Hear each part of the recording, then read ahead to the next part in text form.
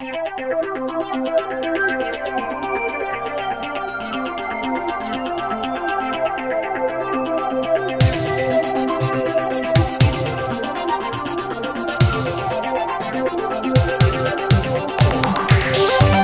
DJI Osmo Mobile 2 is going to release at £139 and available to pre-order exclusively from Apple on January 23.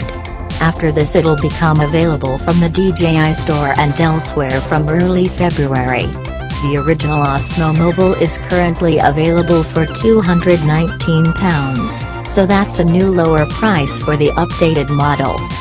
Aside from that lower price, there's a number of new elements to the Osmo Mobile 2.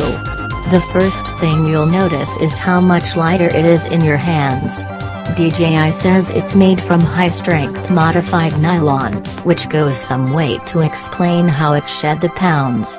I had the chance to borrow one for the day during CES, and carrying it around the show floor, the reduced weight was noticeable and very welcome.